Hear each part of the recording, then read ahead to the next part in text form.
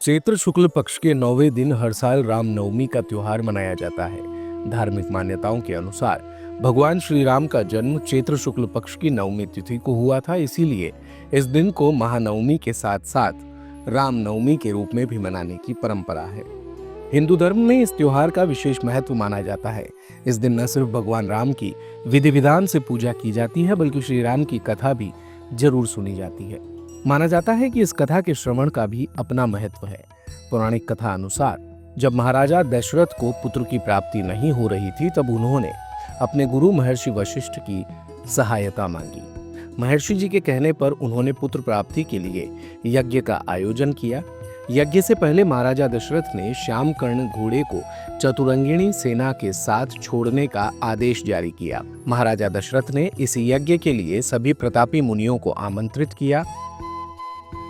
जिस दिन इस महान यज्ञ का शुभारंभ होना था, उस दिन गुरु वशिष्ठ के साथ महाराजा दशरथ के प्रिय मित्र अंग प्रदेश के अधिपति लोभपाद के दामाद रिंग ऋषि और अन्य आगंतुक भी यज्ञ मंडप पर पहुंचे थे।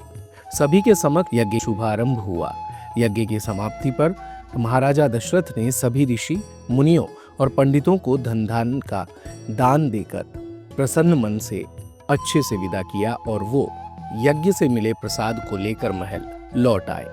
इसके बाद उन्होंने यह प्रसाद अपनी 3 रानियों के बीच बांट दिया।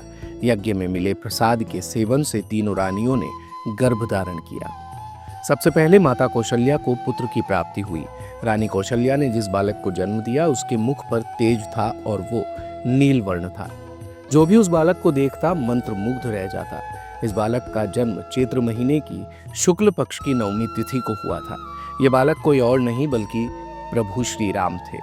भगवान राम के जन्म के समय पुनर्वसु नक्षत्र के अंतर्गत शनि, रवि, शुक्र और बृहस्पति ग्रह अपने उच्च स्थान पर मौजूद थे और साथ ही कर्क लग्न का भी उदय हो रहा था।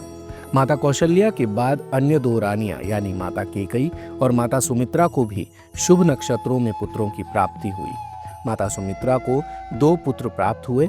इन बालकों के जन्म के बाद पूरे राज्य में उत्साह का माहौल हो गया। गंधर्वों के गीत के साथ बालकों का स्वागत किया गया। देवताओं ने भी प्रसन्न होकर इन बालकों के ऊपर आकाश से पुष्प वर्षा की। इन बालकों का नाम महर्षि वशिष्ठ ने रामचंद्र, भरत, लक्ष्मण और शत्रुघ्न रखा। इन चारों बालकों में बेहद प्रेम था। सभी अपने बड़े भाई राम का बहुत सम्मान करते थे और बहुत प्रेम भी। साथ ही उनके आदेशों का पालन करते थे। भगवान राम बाल्यकाल से ही बेहद प्रतिभाशाली थे। उन्होंने कम उम्र में ही सारा ज्ञान हासिल कर लिया। वे बस दिन रात गुरुओं और माता पिता की सेवा में जुटे रहते।